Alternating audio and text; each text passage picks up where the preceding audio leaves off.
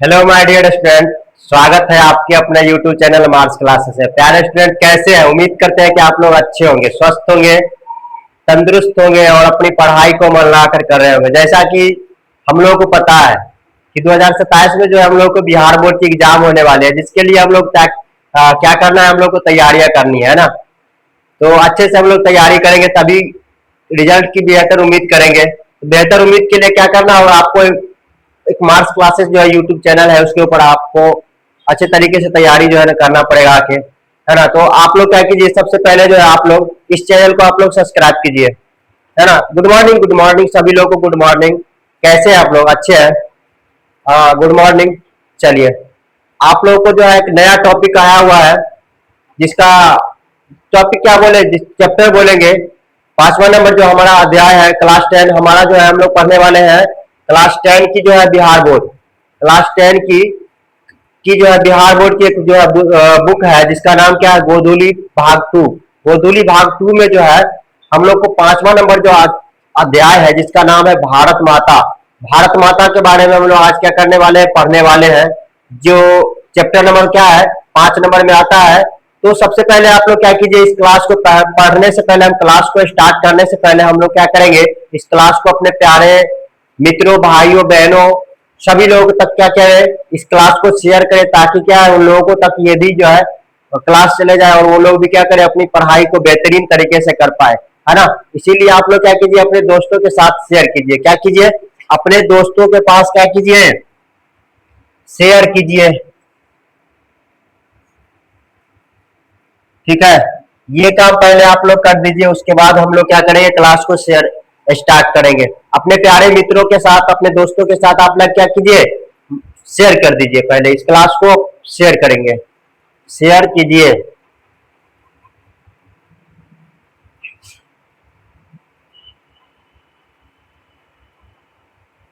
Class को आप लोग क्या करें, शेयर करें। ये काम पहले आप लोग कर दीजिए, उसके बाद हम लोग क्या करेंगे, क्लास को जो है स्टार्ट करने वाले हैं। हो गया शेयर? उम्मीद है कि आप लोग इस क्लास को शेयर कर चुके होंगे अपने दोस्तों के साथ। अच्छे तरीके से पढ़ने के लिए जो है, मेहनत करने के लिए अपना दोस्त को भी क्या करो, साथ में लेके चलो, ताकि क्या है, आप लोग जो है आप भी पढ़ो और अपने दोस्तों को भी पढ़ाओ। तब क्या होता है, कम्बिनेशन जो है बनी रहती है दोस्तों के साथ और आपके साथ, है ना। ये तो हम लोग का क्या है ना, परंपरा है, जो एक दूसरे को क्या करना चाहिए, हेल्प करना चाहिए। ठीक है, तो आप लोग क्या किए होंगे, इस क्लास को शेयर कर दिए होंगे। उम्मीद है कि आप लोग इस क्लास को शेयर करे होंगे। चलिए, शेयर किए हैं तो अब हम लोग पढ़ने वाले हैं जो हमारा अध्याय नंबर, जो 5वां नंबर जो अध्याय है, हम लोग क्लास 10 की क्लास 10 की जो है, यानी कि 10वीं वर्ग की जो है, गोधूली भाग 2 के बारे में हम लोग पढ़ने वाले हैं, जिसका अध्याय है, यानी कि 5 नंबर अध्याय। हम लोग को देख रहा है यहाँ पे, बोर्ड पे भी दिख रहा है कि 5 नंबर जो अध्याय है, हम उसके बारे में क्या करने वाले हैं, आज जो है पढ़ने वाले हैं, है ना। पढ़ने, आज क्या करने वाले हैं, पढ़ने वाले हैं। ठीक है, आज जो है हम लोग पढ़ने वाले हैं 5वां नंबर अध्याय, जिसका नाम क्या है, भारत माता। नाम है भारत माता। ये बात हम लोग पिछले क्लास में, यानी कि हम लोग जो है आज जो है डे 1 में पढ़ने वाले हैं, भारत माता जो है उसके भावार्थ के बारे में पढ़ने वाले हैं। पिछले क्लास में आप लोगों ने पढ़े होंगे कवि परिचय में, भारत माता जो है चैप्टर के जो कवि है, उसका कवि परिचय में हम लोग पढ़ चुके हैं, यानी कि सुमित्रानंदन पंत जो है इस कवि कवि है इस चैप्टर का, है ना। सुमित्रानंदन पंत जो है ये चैप्टर का क्या है, पंत जी जो है इस चैप्टर के कवि है। इस चैप्टर के कवि कौन है, तो पंत है। इनके बारे में हम लोग पढ़ चुके हैं। तो क्लास को हम लोग क्या करते हैं, शेयर कर लिए। आप लोग शेयर कर दिए होंगे, उम्मीद है कि आप लोग इस क्लास को शेयर करे होंगे। चलिए स्टार्ट करते हैं, समय को बिना गंवाए हुए, है ना। समय को बर्बाद नहीं करना चाहिए, समय हमारे लिए बहुत ज्यादा ही इंपॉर्टेंट होता है। ठीक है, समय को आप लोग क्या, कहा भी जाता है, समय को आप अभी अगर क्या करोगे, सही इस्तेमाल करोगे, तो समय भी आप लोगों को क्या करेगा, सही समय पे जो है आप लोगों को अच्छा जो है काम करवाने की कोशिश करेगा। ठीक है, तो समय को बर्बाद नहीं करना चाहिए। क्लास 10 हम लोगों को पढ़ना है। क्लास 10 के जो है हिंदी के बारे में हम लोग पढ़ेंगे। वो है हमारा Bihar board matric matric 2027। Bihar board की जो है मैट्रिक 2027 में हम लोग तैयारियां करने वाले हैं, यानी बोर्ड परीक्षा जो है होने वाला है, उसके बारे में हम लोग को क्या करना है, पढ़ना है। और चैप्टर हमारा है अध्याय नंबर 5 है, ये है हमारा अध्याय नंबर 5। ठीक है, अध्याय नंबर हमारा 5 है। ठीक, अध्याय नंबर 5 है जिसका नाम क्या है, भारत माता। भारत माता ये चैप्टर का नाम हो गया, आप लोग जानते होंगे इस। और ये जो है काव्य खंड में आता है, ये बात आप लोगों को भी पता है। ठीक है, ये बात आप लोगों को पता है। ठीक है, ये बात आप लोगों को पता है कि ये जो है क्या काव्य खंड में आता है।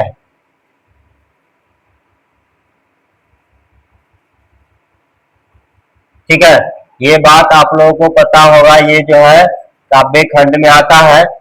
आज जो है हम लोग पढ़ने वाले हैं वो है हमारा डे 1 जो है, डे 1 में हम लोग आज क्या करने वाले हैं, डे 1 में जो है हम लोग आज जो है ना इस टॉपिक के बारे में पढ़ने वाले हैं। सबसे पहले तो आप लोगों को पता है कि तो आज टॉपिक जो है, यानी कि ये जो है ना पिछले क्लास में हम लोगों ने क्या किए थे, पढ़ चुके थे कवि परिचय के बारे में, ये पंत जी के बारे में हम लोग ये जो है चैप्टर में पहले क्लास में ही, यानी कि डे 1 में हम इस चीज को जो है देख चुके थे। ठीक है, और जो है आज जो होने वाला है डे 2 जो है होने वाला है, ये होने वाला है। ठीक है, भारत माता जो है ना उसके भावार्थ के बारे में हम लोग पढ़ने वाले हैं, है ना। भावार्थ के बारे में हम लोग आज क्या करेंगे, पढ़ने वाले हैं। तो आप लोग जो है देख रहे हैं प्यारा सा हमारा जो चैनल है, प्यारा सा जो चैनल है जिसका नाम क्या है, मार्क्स क्लासेस। ठीक है, मार्क्स क्लासेस जो है उसको हम लोग को क्या करना है, आप लोग जो है इसको फॉलो कर लीजिए। ठीक है, और अपने प्यारे मित्रों दोस्तों के साथ आप क्या कीजिए, इस चैनल को जो है पहुंचा दीजिए, ताकि जो है उन लोगों तक भी ये चला जाए।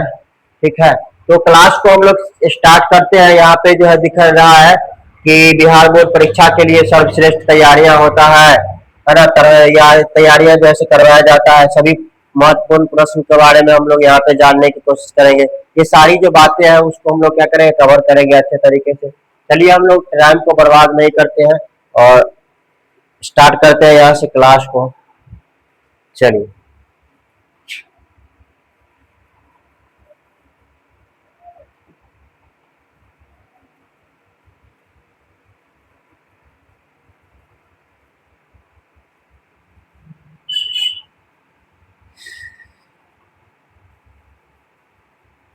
चलिए ये है हमारा अध्याय नंबर 5वां। अध्याय नंबर ये 5वां है, अध्याय नंबर 5वां है ये अध्याय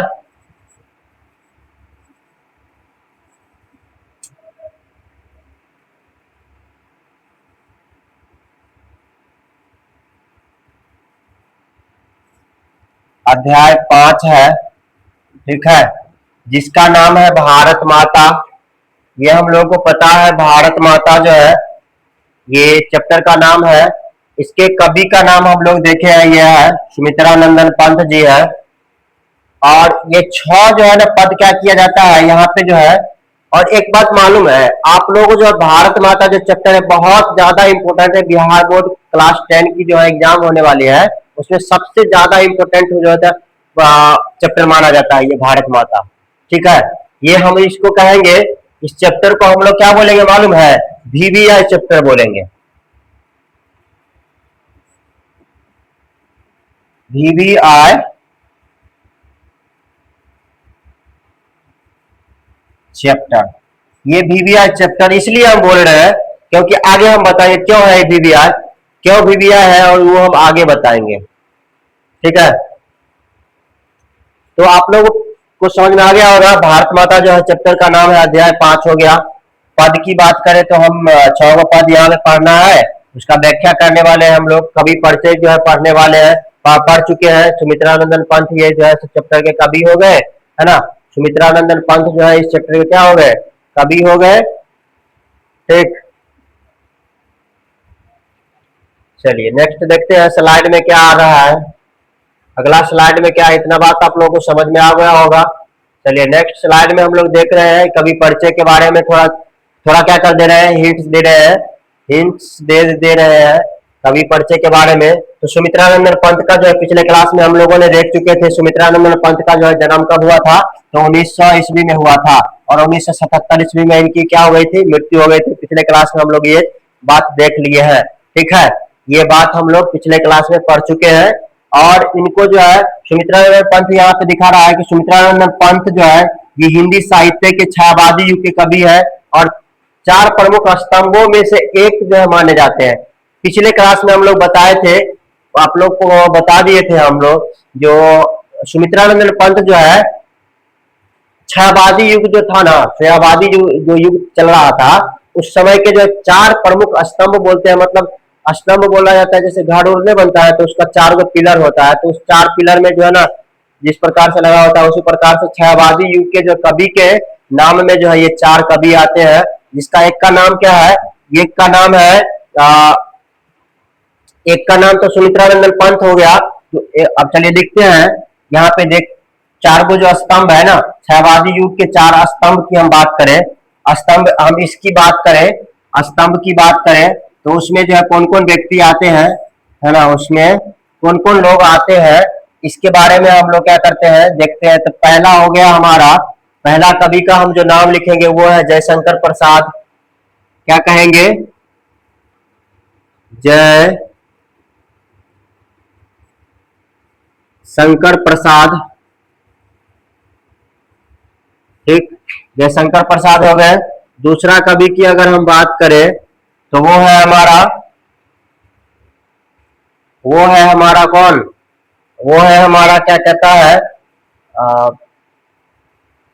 वो है हमारा निराला, एक शॉर्ट करके जो है नाम है वो है निराला। और तीसरा हो गए हमारे पंत जी,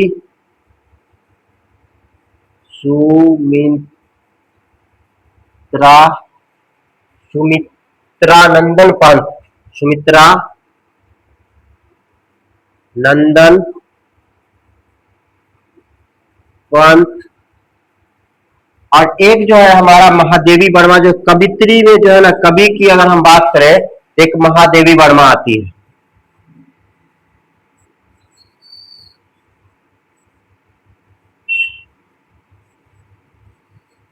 महादेवी वर्मा, एक बात मालूम है, ये जो है ना एक महिला फीमेल जो है, फीमेल में कवि में 4 स्तंभ में ये है, ये एक आती है। इसको जो है ना क्या कहता है, मीरा भी बोला जाता है। सुमित्रानंदन ये जो है महादेवी वर्मा को मीरा भी कहा जाता है, मीरा के नाम से भी हम लोग जानते हैं इनको, जो है मीरा के नाम से भी क्या करते हैं, जानते हैं हम लोग। यही क्या है, 4 को जो है ना, यही 4 जो है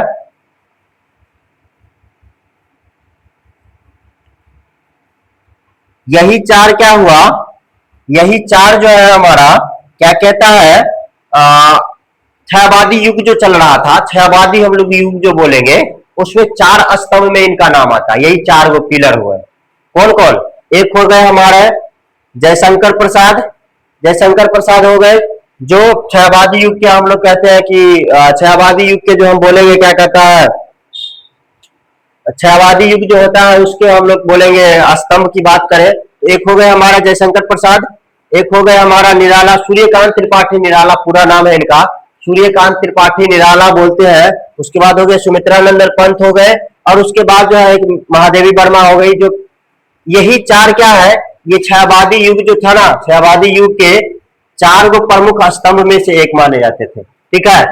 इन्हें प्राकृतिक सौंदर्य से गहन लगाव के कारण प्रकृति का सुकुमार कवि भी कहा जाता है। परीक्षा में पूछेगा कि सुकुमार कवि, प्रकृति के सुकुमार कवि किन्हें कहा जाता है, तो आप लोग क्या कहेंगे, आप लोग कहेंगे क्या, सुमित्रानंदन पंत बोलेंगे। क्या कहेंगे, ये नाम बताएंगे, सुमित्रानंदन पंत। क्या कहेंगे, सुमित्रानंदन पंत प्रकृति से प्रेमी करते हैं, यानी कि प्रेम करने वाले कवि है, प्रकृति प्रेमी कवि कहा जाए या प्रकृति के सुकुमार कवि अगर कहा जाए कौन है, तो आप लोग क्या कहेंगे, सुमित्रानंदन पंत बताएंगे। क्या बताएंगे, सुमित्रानंदन पंत। ये बिहार बोर्ड क्लास 10 की जो है बिहार बोर्ड अगर क्वेश्चन बैंक उठा के देखिएगा ना तो उसमें मिल जाएगा ये क्वेश्चन कि प्रकृति के सुकुमार कवि किसको कहा जाता है, तो सुमित्रानंदन पंत को कहा जाता है। ठीक है, ये बात हम पिछले क्लास में भी बोल चुके थे, कितना बार बोल चुके हैं कि छहवादी ये जो है किस युग के कवि है, तो छहवादी युग के कवि है। पता पूछा जाएगा तो छहवादी युग के कवि कहेंगे। प्रस्तुत कविता यहाँ पे दिया गया है, प्रस्तुत कविता भारत माता उनके विख्यात काव्य संग्रह ग्राम्या से संकलित है। ये जो चैप्टर है भारत माता, जो हमारी भारत माँ है, हम लोग धरती को क्या मानते हैं, भारत माँ मानते हैं, यही हमारी भारत माँ है। ठीक है, भारत माँ यही है हमारी भारत माँ, धरती जो है ना वो हमारी भारत माँ है। उसी के बारे में हम लोगों को क्या करना है, पढ़ना है, कहेंगे। अब ये जो भारत माता जो चैप्टर था, ये जो भारत माता जो चैप्टर है, ये कहाँ से पूछता है कि बिहार बोर्ड में पूछता है कि कहाँ से संकलित है, यानी कि लिया गया है, तो क्या कहेंगे, ग्राम्या से लिया गया। क्या बताएंगे, ग्राम्या से लिया गया। कहाँ से, तो ग्राम्या से। इन्हीं के द्वारा एक रचना में हम लोग पढ़े थे, बहुत सारा रचना इन्होंने किए हुए थे, तो उन्हीं में से एक जो है रचना का नाम था ग्राम्या, वहीं से क्या किया गया, इस चीज को भी लिया गया। भारत माता जो चैप्टर है, ये जो चैप्टर है ना, ये बात यहीं से लिया गया। कहाँ से, तो ग्राम्या से ही लिया गया। ठीक है, समझ में आया बात। ये भारत माता जो चैप्टर है कहां से लिया गया है, तो ग्राम्या से लिया गया है ना, इन्हीं के द्वारा लिखा हुआ जो चैप्टर है उसमें से। समझ में आया बात, इतना बात क्लियर है। यह रचना प्राधीन भारत के वास्तविक व लाचार ग्रामीण परिवेश को प्रकट करती है। ठीक है, यानी कि लाचार जो व्यक्ति था, है ना, भारत माता को आके, भारत माता के ऊपर आके जो है अंग्रेज लोगों ने क्या किया था, आके जो है बहुत सारा उत्पात बचाया, और उसके बाद जो यहाँ पे जो है सो क्या किया, कब्जा किया और भारत को गुलाम बना लिया, और भारत माता को कितना जो है ना तकलीफ पहुंचाया, उसी के बारे में यहाँ पे हम लोगों को क्या करना है, इस चैप्टर में पढ़ने वाले हैं। चलिए, यहाँ तक क्लियर है सब लोगों को, यहाँ तक क्लियर है। सुमित्रानंदन पंत के बारे में बता दिए कुछ पॉइंट्स, तो याद रखना है आप लोगों को। चलिए नेक्स्ट स्लाइड में हम लोग देखते हैं। यहाँ से हमारा जो है आता है एक एक जो है ना पंक्ति, जो है एक एक पंक्ति का भावार्थ जो है यहाँ पे क्या कर किया जाता है, आ रहा है हम लोग के सामने। ठीक है, चैनल को आप लोग हम सब्सक्राइब कीजिए।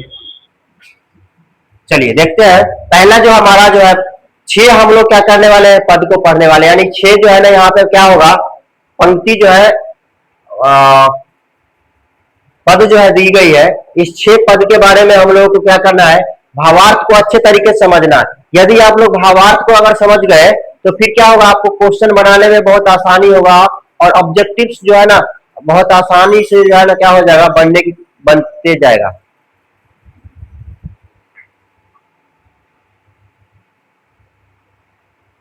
तो आप लोग क्या कीजिए, इस क्लास को जो है ना अच्छे तरीके से आप लोग पढ़ने की कोशिश कीजिए, ताकि क्या हो, अच्छे से समझ में आ जाए, बातें जो है, चीजें जो है क्लियर हो जाए, एक एक करके अच्छे से समझ में आ जाए। इसलिए आप लोग क्या कीजिए, क्लास को जो है अच्छे तरीके से देखने की कोशिश कीजिए। तो पहला जो है हम लोगों को सामने जो है दोहा आ रहा है, यानी कि पद जो आ रहा है वो हम लोगों को दिख रहा है। क्या बोल रहा है कि भारत माता, भारत माता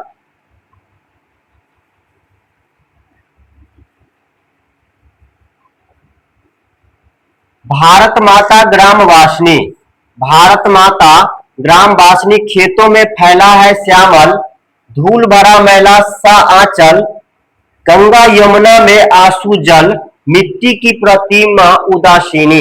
ये हम लोगों को पंक्ति दी गई है, लाइन जो है लिखा हुआ है, और बोल क्या रहा है कि भारत माता ग्राम वासनी खेतों में फैला है आंचल, फैला है श्यामल, धूल भरा मैला सा आंचल, गंगा यमुना में आंसू जल, मिट्टी की प्रतिमा उदासीन।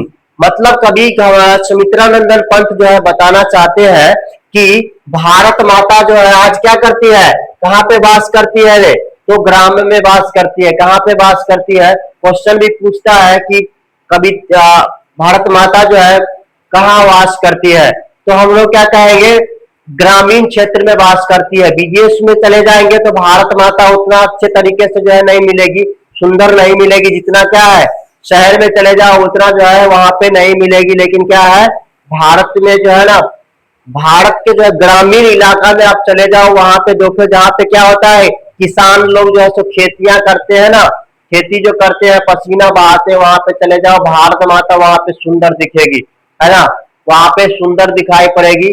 तो वही चीज यहाँ भी बोल रहे हैं क्या, भारत माता ग्राम वासिनी, भारत माता जो है, भारत में जो है भारत माता कहाँ पे वास करती है, तो ग्रामीण क्षेत्र में वास करती है, ग्रामीण क्षेत्र में वास करती है। खेतों में फैला है श्यामल, और खेतों में जो हम लोगों को देखते हैं हरियाली जो होती है वो किस प्रकार का होता है, तो इस प्रकार से हम लोग को प्रतीत होता है कि भारत माता हमारी क्या होगी, श्यामला कलर की होगी। यहाँ पे गोरा काला नहीं है, हमारी भारत माँ क्या है, श्यामला कलर का है, श्यामला कलर की भारत माँ है। क्या किस कलर की है, तो खेतों में फैला है श्यामल, धूल भरा मैला सा आंचल, गंगा यमुना में आंसू जल, मिट्टी की प्रतिमा उदासीन। मतलब क्या बोल रहे हैं, कभी पंत बोल रहे हैं क्या, भारत माता आज हमारे गांव में वास करती है, और वो जो है सो कहाँ पे, तो कहाँ पे वास करती है, तो खेत में वास करती है। और किस प्रकार से रहती है, उसका जो रंग रूप कैसा बना हुआ है, तो श्यामला कलर की भारत माँ है हमारी, है ना। और गंगा यमुना में और क्या होता है, और जो है धूल भरा मैला सा आंचल, यानी कि हमारी जो भारत माँ है उसकी क्या है, अंग्रेज वालों ने आके यहाँ पे जो है ना, इतना सुंदर जो भारत माँ थी उसका क्या किया है, यहाँ पे दमन करके चला गया है ना, बहुत तरीके से जो है कष्ट पहुंचाया है। तो हमारी भारत माँ की क्या हो गई, आंचल जो है मैला सा हो गया, धूल भरा है, एकदम गंदा प्रतीत होने लगा है। वही सुंदर जो भारत माँ थी उसका, है ना, गंगा यमुना में आंसू जल, मिट्टी की प्रतिमा उदासीन। तो हम लोग इसका क्या करेंगे, और एक बात पता है, ये जो लाइन जो दिया गया है ये परीक्षा के दृष्टिकोण से बहुत ज्यादा ही क्या है, इम्पोर्टेंट है। परीक्षा की दृष्टि से ये जो है बहुत ज्यादा ही क्या है, इम्पोर्टेंट है। परीक्षा की दृष्टि से ये जो है लाइन भी है, ये पूरा का पूरा क्या है, आप लोगों को क्या करना है, इसका अर्थ और लाइन जो है याद रखना है। ये VVI इसको हम लोग कह देंगे, क्या कहेंगे, इसको वेरी वेरी इंपॉर्टेंट बोलेंगे। इस पंक्ति को, जितना भी ये लाइन लिखा हुआ है, इस चार पांच पांच जो लाइन दिया गया है ना, ये बहुत ज्यादा इंपॉर्टेंट है, इसको हम लोग क्या बोलेंगे, VVI कहेंगे, ठीक है। इसकी व्याख्या देखेंगे क्या लिखा हुआ है, आप लिखेंगे कैसे, बोलने में हम ये चीज को बोलने किसी को बता सकते हैं, है ना, किसी को बता सकते हैं, लेकिन इसको आप लोग लिखेंगे कैसे परीक्षा में, यदि क्या है, इस चार पांच लाइन का जो यदि अर्थ दिया जाए, कह दिया जाएगा कि व्याख्या करें लिखे, तो आप लोग क्या लिखेंगे, इसकी सरल व्याख्या जो है यहाँ पे दिया गया है, इसकी सरल व्याख्या में आप लोग क्या लिखेंगे, कभी कहते हैं कि भारत माता का असली निवास किसके गांव में है, इसके गांव में है, तो कहाँ पे है, तो भारत माता की असली जो है ना निवास स्थान कहाँ पे है, तो गांव में है। इसके हरे भरे खेतों में श्यामता तो है, किंतु विदेशी दमन के कारण यहाँ पे दरिद्रता का साम्राज्य है। मानव माता का आंचल क्या हो गया है, माता का जो आंचल है वो दूषित हो गया। दूषित कहने का मतलब क्या होता है, मैला कहने का मतलब क्या होता है, मैला मतलब होता है एक प्रकार से गंदा। हम जो जिस प्रकार से हम कपड़ा पहनते हैं और खेत में जब जाओगे तो देखोगे इतना सारा जो है सो धूल का उड़ता रहेगा, तो उसके कारण क्या होता है, पूरा का पूरा जो है सो वो गंदा हो जाता है। उसी प्रकार से जो है भारत माता का मैला आंचल जो है क्यों मैला हो गया है, क्योंकि जो है अंग्रेज वालों ने यहाँ पे आके इतना सारा जो है ना क्या किया, दमन किया हमारी भारत माता के साथ, जमीन के साथ, यहाँ क्या पूरा क्या करो, हमारे पास जो है ना, मतलब चार जो हिस्स होता है, चार जो पार्ट होता है, इस चार पार्ट में जो बोला, इस चार पार्ट से कहा क्या, तीन पार्ट क्या करो मुझे दो। तीन पार्ट जो है ना, यानी कि 1/4 हम होता है ना, उसमें से कहा क्या, तीन जो है ना, तीन पार्ट जो है हमें दो, और एक पार्ट जो है तुम क्या करो, किसान को कहा रखने के लिए। मतलब फसल को आप तैयार करो, मेहनत करके आप लोग कमाओ और उसमें फसल लगाओ। और अंग्रेज वालों ने क्या किया, हमारे जो है गुलाम बना के जो भारत के ऊपर रखा, उन्होंने कहा क्या, तीन ही हमें समान को दे दो, ठीक है, फसल उपजाओ। और तो वही क्या हुआ हम लोग वही बोल रहे हैं क्या? कभी लिखेंगे क्या? कभी पंत कहते हैं कि भारत माता का असली निवास कहाँ पे होता है? तो गांव में होता है। कहाँ पे होता है? तो गांव में होता है। इसके हरे भरे खेतों में श्यामता तो है, किंतु विदेशियों, है ना, विदेशी जो लोग आया, विदेशी यानी कि अंग्रेज वाले जो आया, वो क्या किया? दमन किया। यहाँ पे दमन कर के कारण क्या हो गया? यहाँ की दरिद्रता, सभी लोग जो है ना दरिद्र हो गए, मतलब उसको खाने खाने को तक नहीं होता था। अंग्रेज वालों ने क्या किया तो हम लोगों को पता है ना, कितना सारा दमन किया। यहाँ पे जब आया था तो इतना मतलब परेशान किया कि लोग जो है ना खाने के लिए तरस रहे थे, तड़प रहे थे। अपने ही जमीन पे जो है फसल उगा के जो है वो खाने के लिए तड़प रहे थे। ठीक है, तो ये बात यहाँ तक क्लियर है ना? मानो माता का आंचल क्या हो गया? इतना सारा जो है क्या किया? दमन किया कि उस माता की यानी कि भारत माँ जो थी, उसकी आंचल क्या हो गई थी? तो दूषित हो गया था। और गंगा और यमुना का जल माता के बहते हुए आंसू बन चुके हैं। और भारत माँ हमारी इतना रोई कि जिस प्रकार से हम लोग कहेंगे कि गंगा और यमुना से जो जल प्रवाहित होती है, उसी प्रकार से जो है ना भारत माँ के आंखों से आंसू बहने लगी थी, है ना?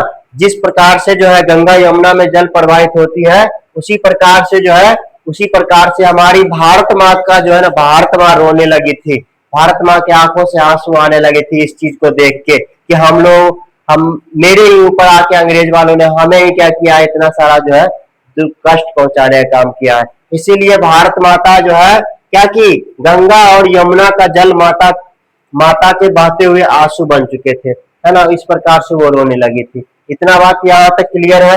ये बहुत इंपॉर्टेंट लाइन है, ठीक है? परीक्षा की दृष्टि से ये बहुत प्रीवियस जो है लाइन दिया है, पंक्ति दिया हुआ है। इसको आप लोग क्वेश्चन बैंक में उठा के देखेंगे तो ये बात क्या मिलेगा, बार बार रिपीट किया हुआ रहेगा कि भारत माता ग्राम वासिनी खेतों में फैला है श्यामल, धूल भरा मैला सा आंचल, गंगा यमुना में आंसू जल, मिट्टी की प्रतमी उदासीन। ये बात आप लोग क्या कीजिएगा, देख लीजिएगा, उठा के मिल जाएगा वहां पे। ठीक है, आप लोगों को समझ में आ गया होगा। उम्मीद है कि आप लोग समझ गए। इस चीज को लिख लीजिए फटाक से, जल्दी लिखिए। इसकी जो है अर्थ आप लोग लिख लीजिए जल्दी से। ठीक है, लिखिए जल्दी।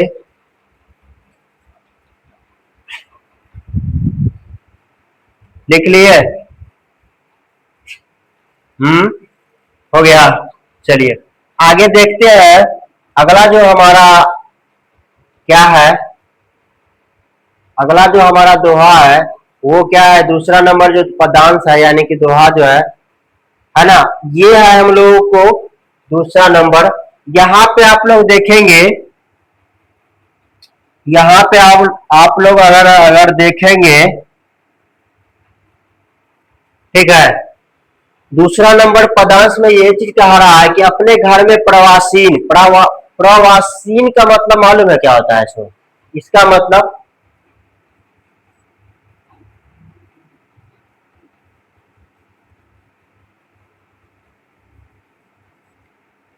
प्रवासिनी मतलब क्या होता है? प्रवासिनी कहने का मतलब हम लोग कहेंगे कि इसका मतलब हम लोग ये बोलेंगे कि जैसे हम लोग क्या है, एक स्थान से जाके दूसरे स्थान पे रहने लगते हैं, है ना? एक स्थान से, इसका मतलब होगा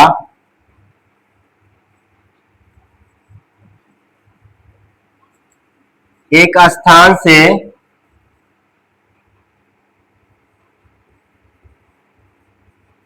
दूसरे स्थान पर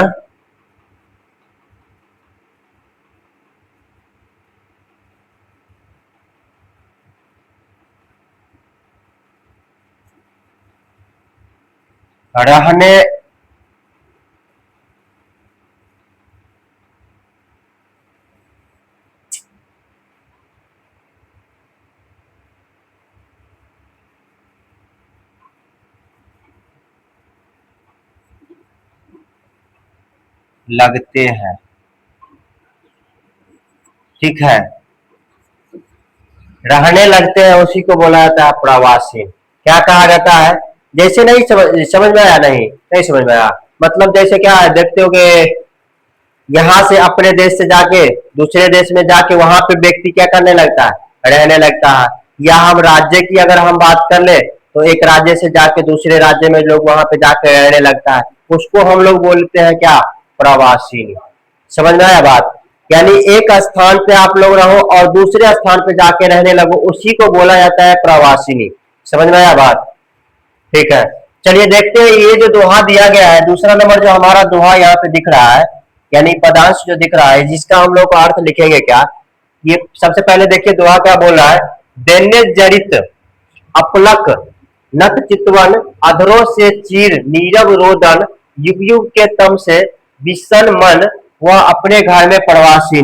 मतलब हम क्या है, अपने ही घर में आके क्या कर रहे हैं, अपने ही घर में हमें घुटन महसूस हो रहा है। भारत में ही लोग रह रहे हैं और भारत में ही क्या हो रहा है, घुटन महसूस हो रहा है, रोना पड़ रहा है। ठीक है, ऐसा लग रहा है जैसे हम लोग क्या है, अपने ही घर में रह के जो है ना, हम लग रहे हैं क्या दूसरे जगह के आए हुए हैं, ऐसा प्रतीत होता है।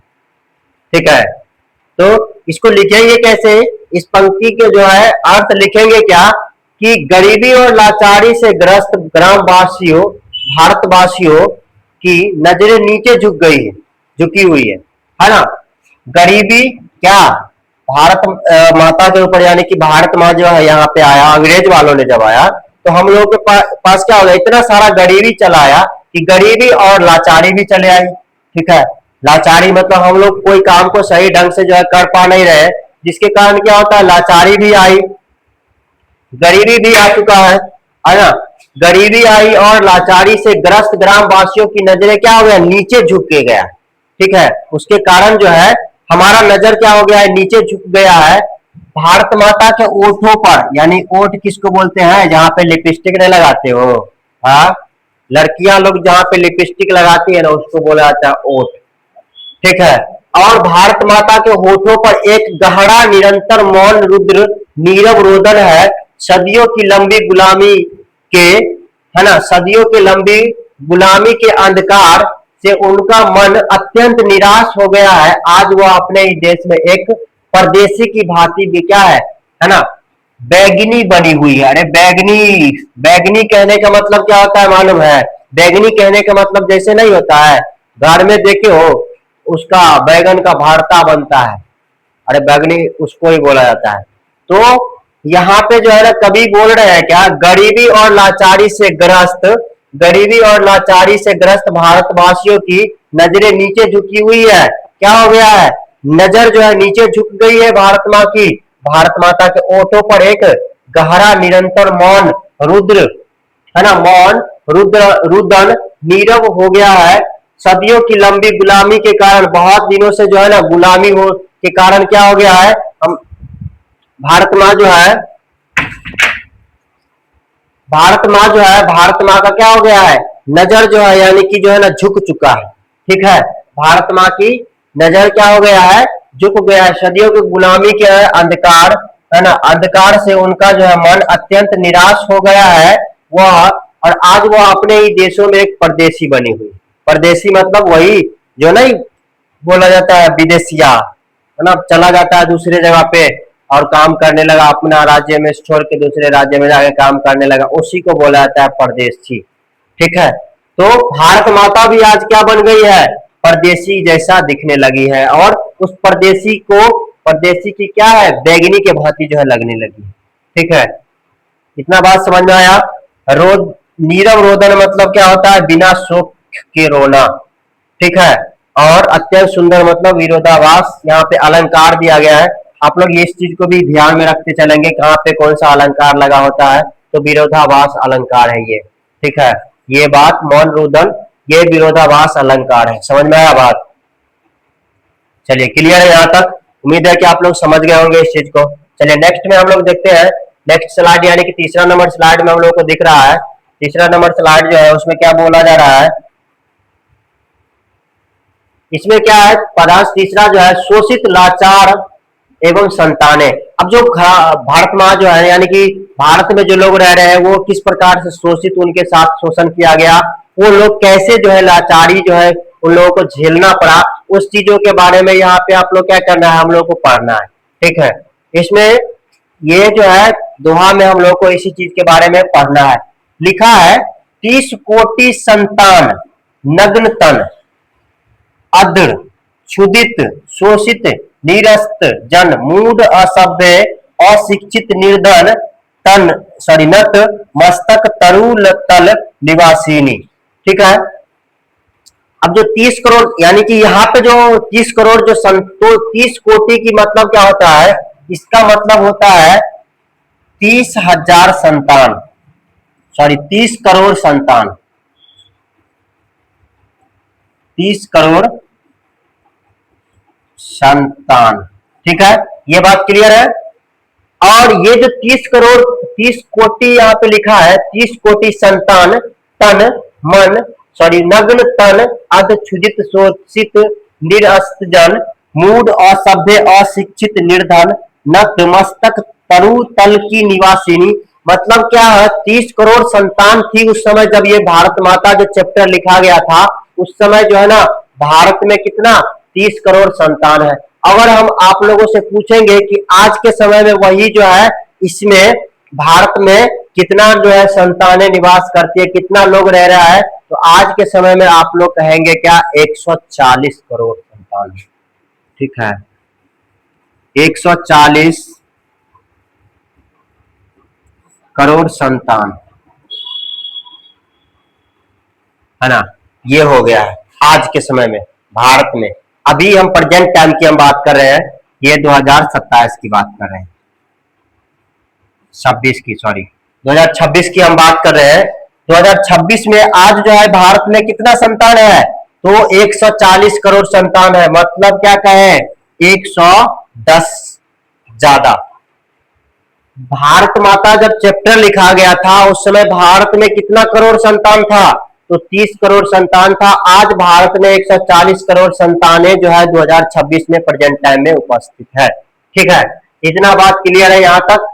तो इसका क्या लिखा हुआ है, 30 कोटि संतान नग्न तन अध क्षुदित शोषित निरस्त जन मूढ़ असभ्य अशिक्षित निर्धन नतमस्तक तरु तल निवासिनी।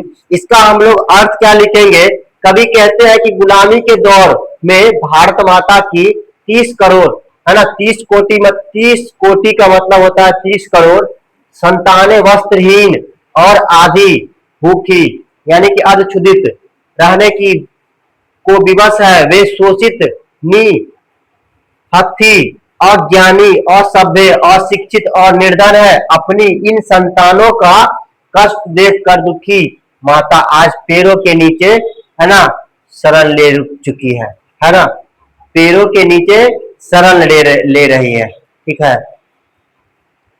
पैरों के नीचे वो संतान क्या किया जा रहा है, आज जो है वो क्या कर रहा है, वास कर रहा है। उसको जो है ना अब इतना न सता लिया, अंग्रेज वालों ने इतना सताया कि आज क्या है, वो 30 करोड़ संतान जो है आज जो है एकदम नग्न है, बिना कपड़े का रह रहा है, वो भूखे प्यासे रह रहा है, उसको सही से कपड़े नहीं पहनने को मिल रहा है, उसको भोजन सही से नहीं मिल रहा है, ऐसा। और वो अज्ञानी है, अज्ञानी व्यक्ति बना हुआ है। ऐसा व्यक्ति क्या है आज के समय में कहाँ पे मिलेगा, तो पैरों के नीचे जो है वास करता है। उसको रहने के लिए घर नहीं है, तो उसको घर रहने के लिए यदि क्या है घर नहीं है, तो वो कहाँ पे रहेगा, तो वो वृक्ष के नीचे जो है वो अपना क्या करता है, जीवन व्यतीत करता है, वास करता है, वहां पे अपना जो है समय को बिताने का काम करता है। ठीक है, इतना बात समझ में आया। भारत माता यहाँ पे लिखा है बोर्ड परीक्षा प्रश्न, भारत माता के पैर कहाँ टिके हैं, तो इसका उत्तर आप लोग क्या लिखेंगे, लिखेंगे तरु यानी कि वृक्षों के नीचे जो है क्या किया जाता है, भारत माता की पैर जो है आज टिकी हुई है। आप लोग इस बात को याद रखेंगे। क्लियर है, यहाँ तक समझ में आ रहा है बात, उम्मीद है कि आप लोग समझ रहे होंगे। भारत माता के पैर कहाँ टिके हो, ये सब जो है ऑब्जेक्टिव में पूछेगा क्वेश्चन कि भारत माता के पैर कहाँ टिके हुए हैं, तो आप लोग कहेंगे तरु तल, यानी कि तरु मतलब क्या होता है, वृक्ष होता है, और तल मतलब नीचे, है ना। तो भारत माता के नीचे क्या है, आज जो है वो भारत माता का पैर क्या है, टिकी हुई है, वृक्षों के नीचे टिकी हुई। ठीक है, तरु मतलब वृक्ष हो गया, खुले आसमान कहेंगे, ये खुला आसमान की तल जो होता है उसकी हम बात करें। ठीक है, यहाँ तक समझ में आया। चलिए अगला जो है चौथा नंबर क्या है, चौथा नंबर में है, चौथा नंबर प्रश्न है कि राहु ग्रसित सरदेदु है ना। चौथा नंबर प्रश्न क्या है, कह रहा है क्या, चौथा नंबर में क्या आ रहा है, स्वर्ण स्वर्ण सस्ते पर पद तल लुंठित, धरती सा सहिष्णु मन कुंठित, क्रंदन कंपित अधर मौन अस्मित, राहु ग्रसित सर सरदेन्दु हासिनी। ठीक है, ये बात जो है सो लिखा है लाइन में कविता का चौथा नंबर पद अंश में दिया गया, पद जो है उसमें दिया गया है स्वर्ण। स्वर्ण कहने का मतलब मालूम है, सोना, इसका मतलब सोना हुआ। ठीक है, स्वर्ण सस्ते पद पर पद तल लुंठित, धरती सा सहिष्णु मन कुंठित, क्रंदन कपित अधर मौन अस्मिति, राहु ग्रसित सरेदु हासिनी। मतलब क्या है, इसका हम लोग अर्थ क्या लिखेंगे, इस पंक्ति का जो है अर्थ लिखेंगे, लिखेंगे क्या, भारत की सोने जैसी उपजाऊ फसलें। अरे भारत को हम लोग जानते हैं, पिछले समय से बहुत कितने पीछे से जान रहे हैं कि भारत को सोने का चिड़िया कहा जाता था। ठीक है, भारत जो है उसको सोने का चिड़िया बोला जाता था। यहाँ के लोग जो है क्या कर रहे थे, तो इतना मतलब जो है ना, भूमि जो है हम लोग का, भारत माँ जो है सोने के जैसा था। यहाँ पे समझ में आया बात, सोने के जैसा जो है कि ये भारत माता, भारत माँ, भारत की सोने जैसी उपजाऊ फसलें विदेशियों के पैरों तले रौंदी जा रही है। क्या जा रहा है, विदेशी जो है ना, भारत की ये जो सोने के जैसा जो है उपजाऊ भूमि जो है, वो क्या है, फसलें जो है ना विदेशी के पैरों के तले रौंद दी जा रहे हैं। विदेशी लोग कुचल के चला जा रहा है भारत माँ की जो है के ऊपर जो उपजाया हुआ फसल है। माता का धरती जैसा महान, माता का धरती जैसा महान सहनशील मन भी हताश हो चुका है। और इतना भारत माँ जो है हमारी, इतना मतलब जो है क्या है, महान रहने के बावजूद भी क्या हो गई है, भारत माँ जो है आज क्या हो गई है, हताश हो चुकी है। रोने से, कांपते होठों से उसकी प्राचीन प्यारी मुस्कान गायब हो गई है। और वो भारत माँ जो हंसते खेलते रहती थी, हमेशा जो है हंसते रहती थी, उसकी भी क्या हो गई है, आज जो है मुस्कान गायब हो चुकी है ना। वो रोने लगी है भारत माँ। अंग्रेजों लोगों ने इतना मतलब उसको जो है ना कुचला, है ना, कुचला, कि वो क्या करने लगी है, उसकी मुस्कान जो है वो समाप्त हो चुकी है, प्यारी मुस्कान जो है धीरे धीरे समाप्त हो चुकी है ना, गायब हो गई है। और वो रोने लगी है ना, रोने लगी है ना, रोने से, कांपते होठों से उसकी प्राचीन प्यारी मुस्कान गायब हो गई है। उनकी दशा शरद ऋतु के उस सुंदर चंद्रमा की तरह, जिसे राहु से क्या किया है, या राहु ने गस लिया हो। ठीक है, राहु गस लिया हो, ये बात आप लोग क्या करेंगे, इसका लिखेंगे लाइन का अर्थ। ठीक है, समझ में आया बात, लिख लिए, लिखिए।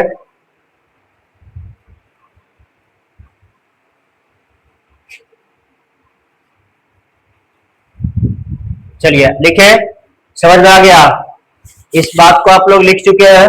चलिए नेक्स्ट देखते हैं, पैरा में नेक्स्ट पद क्या दिया गया है, पांचवा नंबर पद क्या बोल रहा है, पांचवा नंबर पद क्या कह रहा है, क्या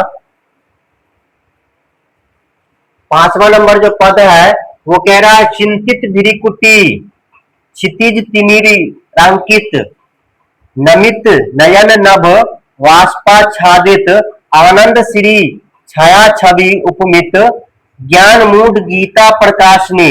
क्या बोल रहा है कि चिंतित भिरिकुटी क्षितिज तिमिरांकित, नमित नयन नभ वाष्पाच्छादित, आनंद श्री छाया छवि उपमित, ज्ञान मूड गीता प्रकाशनी। ठीक है, इसका आप लोग अर्थ क्या लिखेंगे, चिंता के कारण भारत माता की भौहें तनी हुई है। अब स्वाभाविक बात है, देखे हुए आप लोग, आप ही लोगों को बताइए, आप लोग जब चिंता कोई चीज का जो है ना एकदम कष्ट में रहते हैं, तो हमेशा जो है एकदम भाव मतलब क्या होता है, हमेशा जो एकदम चिंतित आश्चर्य से जो खुला हुआ रहता है, आश्चर्य जब पड़े हुए रहते हैं तो भौहें जो क्या हो रहता है, एकदम खुला हुआ रहेगा।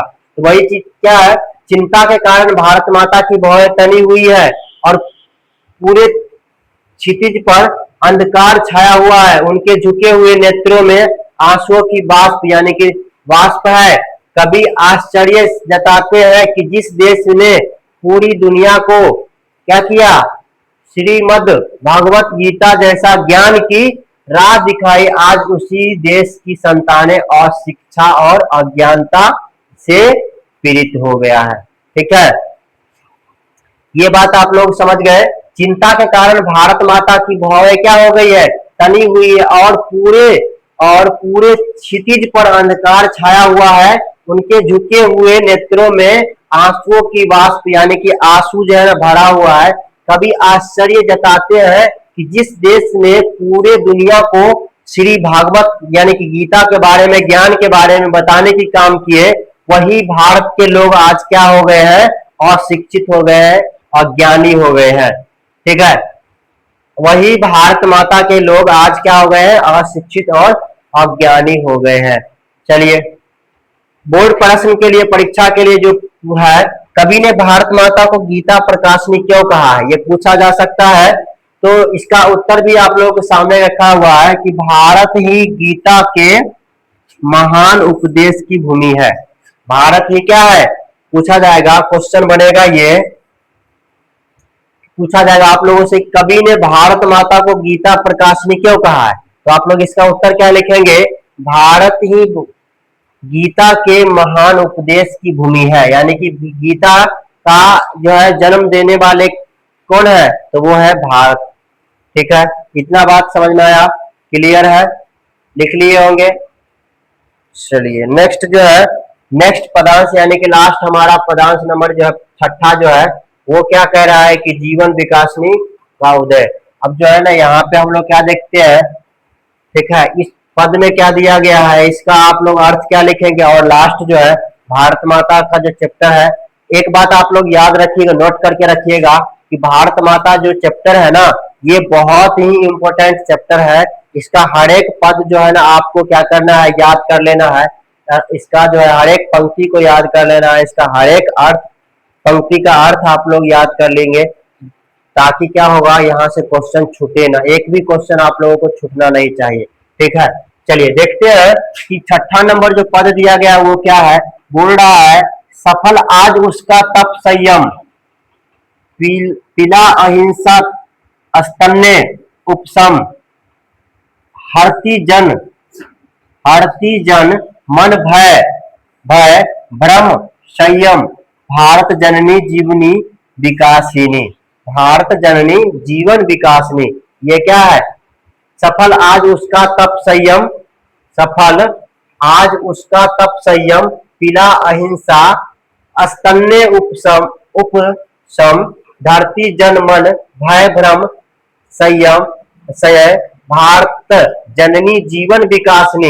ये बात आप लोग क्या करेंगे, ये जो पंक्ति जो दिया गया है इसको आप लोग याद कर लीजिए। ठीक है, ये पंक्ति याद रहना चाहिए। उसके बाद उधर जो है अर्थ दिया गया है, कभी अंत में आशा की किरण दिखाते हैं, सॉरी है ना, यानी कभी बोल रहे हैं क्या, आज जो है अब भारतवासी यानी क्या थोड़ा थोड़ा क्या हो गया है, आशावादी है ना, आशा जो है, आशा की किरण दिखने लगा है। जब भारत से गुलाम लोग क्या हो गया, जाने लगा, गुलामी यानी कि हम लोग अंग्रेज लोग जो है तो गुलामी बना के रखा हुआ था, जब अंग्रेज चला गया तो हम लोगों को लगा कि अब जो है कुछ आशा की किरण जो है जगी है। ठीक है, इसका लिखेंगे, अर्थ लिखेंगे, कभी अंत में आशा की किरण दिखाते हैं कि स्वतंत्रता की ओर बढ़ते कदमों के साथ माता का वर्षों का तप और संयम अब सफल हो गया है। अपनी संतानों को अहिंसा और शांति रूपी अमृत का पान कराकर भारत माता देशवासियों के मन में भय भ्रम और संयम को दूर कर रही है, और एक नई जीवन विकास क्या हो रहा है, विकासनी बनकर प्रकट हो रही है। समझ में आया बात, ये बात क्लियर है, आप लोग समझ गए। या कभी अंत में आशा की किरण दिखाते हैं, कभी अंत में आशा की किरण दिखाते हैं कि स्वतंत्रता की ओर बढ़ते कदमों के साथ माता का वर्षों का तप क्या हो गया है, वर्षों का तप संयम अब सफल हो चुका है। इतना सालों से बरसों से क्या किया है, जो परेशानी जो भारत माता जो है ना कष्ट को झेली है उसका क्या हो गया है, उस कष्ट को जो है ना झेलते झेलते जो है ना आज क्या हो गया है, वो वर्षों का तप जो है वो सफल हो चुका है। अपनी संतानों की को अहिंसा और शांति रूपी अमृत का पान यानी कि पिलाकर कराकर माता देशवासियों के मन में से भय भ्रम और संयम को दूर कर रही है और एक नई जीवन का क्या हो गया है, विकासनी बनकर प्रकट हो रही है। ठीक है, ये बात आप लोग क्या करेंगे, लिखेंगे। जीवन संदेश में अगर हम बात करें, यहाँ पे दिया गया है, यह पद भारत की अहिंसावादी स्वतंत्रता संग्राम की विजय और पुनर्निर्माण को दर्शाता है। ये जो पंक्ति है, ये पंक्ति क्या है, एक प्रकार से हम लोग कहेंगे क्या, भारत की जो अहिंसावादी स्वतंत्रता संग्राम की विजय और पुनर्निर्माण को दर्शाता है। ठीक है, इतना बात आप लोगों को समझ में आ गया होगा, इतना बात आप लोगों को समझ में आ गया होगा। यही 6 जो है ना पद दिया गया था, यही 6 जो है पद दिया गया होगा, जिसका अर्थ आप लोगों को क्या करना है, अच्छे तरीके से याद करना है। चलिए आप लोग जो है इसका अगर स्क्रीनशॉट लेना चाहते हैं तो आप लोग फटाफट हम क्या करेंगे, स्लाइड को ऊपर करते हैं, है ना, स्लाइड लाते हैं और आप लोग क्या कीजिए, इस 6 जो है यानी कि 6 जो है ना अर्थ का यानी कि आप लोग को क्या करना है, अर्थ याद करना है। ठीक है, इस 6 जो है ना अर्थ का आप लोगों को क्या कर लेना है, याद कर लेना है अर्थ। चलिए फटाफट आप लोग क्या कीजिए, फटाफट जो है आप लोग इस स्लाइड का जो है ना क्या कीजिए, स्क्रीनशॉट ले लीजिए, है ना। ये हमारा हो गया कवि परिचय का हो गया। दूसरा स्लाइड में यानी कि ये जो है ये आया और ये भी आया है, पहले बता दिए थे, ये भी आए, ये है क्वेश्चन, ये परीक्षा के दृष्टि से जो है बहुत ही ज्यादा ही वीवीआई है, लाइन पंक्ति है, ये बहुत ही वीवीआई है, इसको आप लोग नोट कर लीजिए। ये हो गया, स्क्रीनशॉट ले लिए होंगे। चलिए अगला जो है दूसरा है, ये है हमारा अपने घर में ही भारत माता क्या हो गई है, परदेसी बनी हुई है, ये हो गया। तीसरा नंबर आपका ये है शोषित और लाचार संतानें। अब जो भारत माता के ऊपर अंग्रेज वाले ने क्या किया, यहाँ पे आके जो है शोषित किया, शोषण किया, उसके साथ है ना दुर्व्यवहार किया, उसके बारे में है ये तीसरा। चौथा नंबर क्या है, चौथा नंबर है राहु ग्रसित। अब क्या होता है, ये हमारा भारत माता की जो है भूमि उपजाऊ था और उपजाऊ रहने के बावजूद भी क्या भारत माता जो है सही तरीके से अपने ही फसल के ऊपर जो है ना क्या करती है, उपजाती तो है, उपज तो होती है, लेकिन क्या होता है अंग्रेज वालों ने यहाँ पे आके कुचल के चला गया, उसका बात यहाँ पे दिया गया था।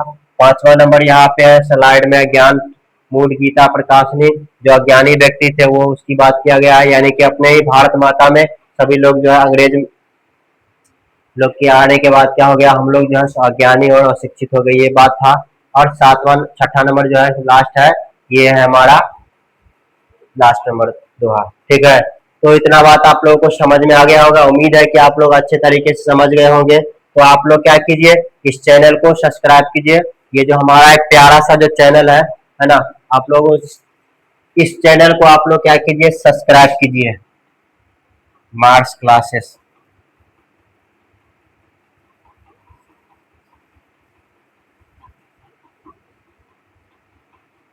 इस चैनल को आप लोग क्या कीजिए, सब्सक्राइब कीजिए, लाइक कीजिए और अपने दोस्तों के साथ शेयर कीजिए, ताकि जो है ये चीज आप तक चले जाए, नोटिफिकेशन जाएगा आपको। अगर ये चैनल को सब्सक्राइब कीजिएगा, लाइक कीजिएगा, शेयर कीजिएगा, तो आप लोगों को बिना कुछ किए हुए आप लोगों को मोबाइल में यानी कि अपने जो है पास जो है आपका ये जो है वीडियो चला जाएगा और आप लोग अच्छे तरीके से इसको समझ पाएंगे। ठीक है, तो आज के लिए इतना ही था, आज के लिए इतना ही है। अगले क्लास में हम लोग पढ़ेंगे अगला जो प्रश्न की जो है ऑब्जेक्टिव प्रश्न देखेंगे, सब्जेक्टिव प्रश्न देखेंगे।